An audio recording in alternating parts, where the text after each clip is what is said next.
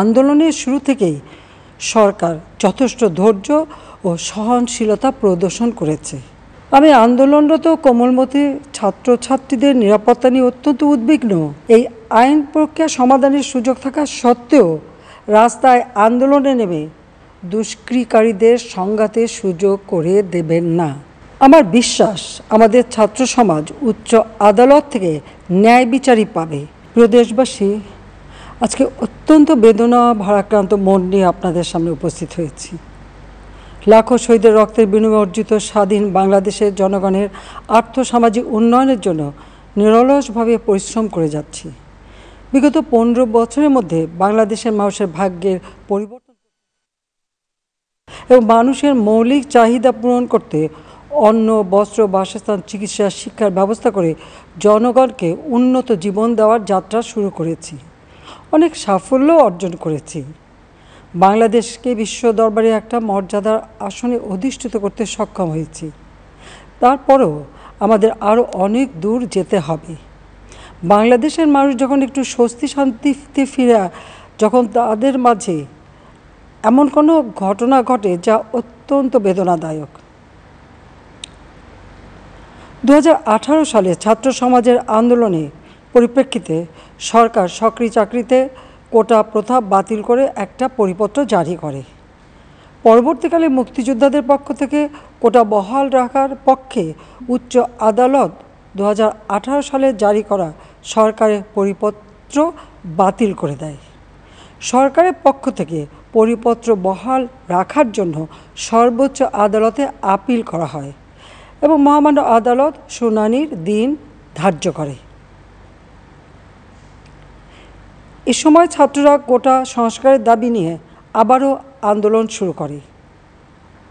এই আন্দোলনের শুরু থেকেই সরকার যথেষ্ট ধৈর্য ও সহনশীলতা প্রদর্শন করেছে, বরং আন্দোলনকারীদের নিরাপত্তা নিশ্চিত করার ক্ষেত্রে পুলিশ সহযোগিতা করে।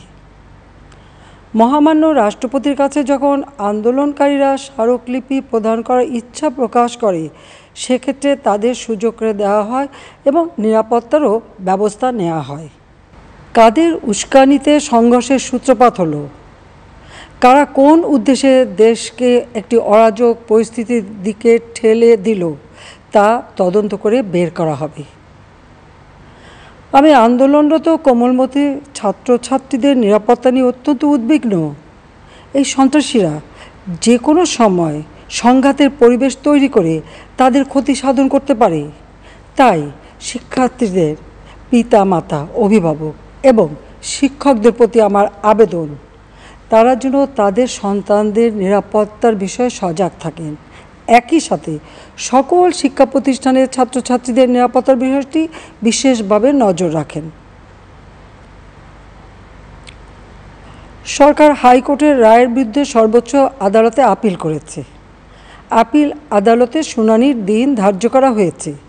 আদালত শিক্ষার্থীদের কোনো বক্তব্য থাকলে তা শোনার সুযোগ সৃষ্টি করে দিয়েছে। এই আইনি প্রক্রিয়ার মাধ্যমে সমস্যা সমাধানের সুযোগ রয়েছে। এই আইন প্রক্রিয়া সমাধানের সুযোগ থাকা সত্ত্বেও রাস্তায় আন্দোলনে নেমে দুষ্কৃতিকারীদের সংঘাতের সুযোগ করে দেবেন না। সর্বোচ্চ আদালতের রায় আসা পর্যন্ত ধৈর্য ধরে অপেক্ষা করার জন্য আমি সকলকে বিশেষভাবে অনুরোধ জানাচ্ছি। আমার বিশ্বাস আমাদের ছাত্র সমাজ উচ্চ আদালত থেকে ন্যায় বিচারই পাবে। তাদের হতাশ হতে হবে না। ইনশাল্লাহ মুক্তিযুদ্ধের চেতনায় আমাদের প্রিয় মাতৃভূমিকে সকলের সহযোগিতায় স্মার্ট বাংলাদেশ হিসেবে গড়ে তুলব। আমি আবারও এই অনাকাঙ্ক্ষিত ঘটনায় যারা নিহত হয়েছেন তাদের জন্য গভীর দুঃখ প্রকাশ করছি এবং পরিবারের সদস্যদের প্রতি আমার সমবেদনা জানাচ্ছি।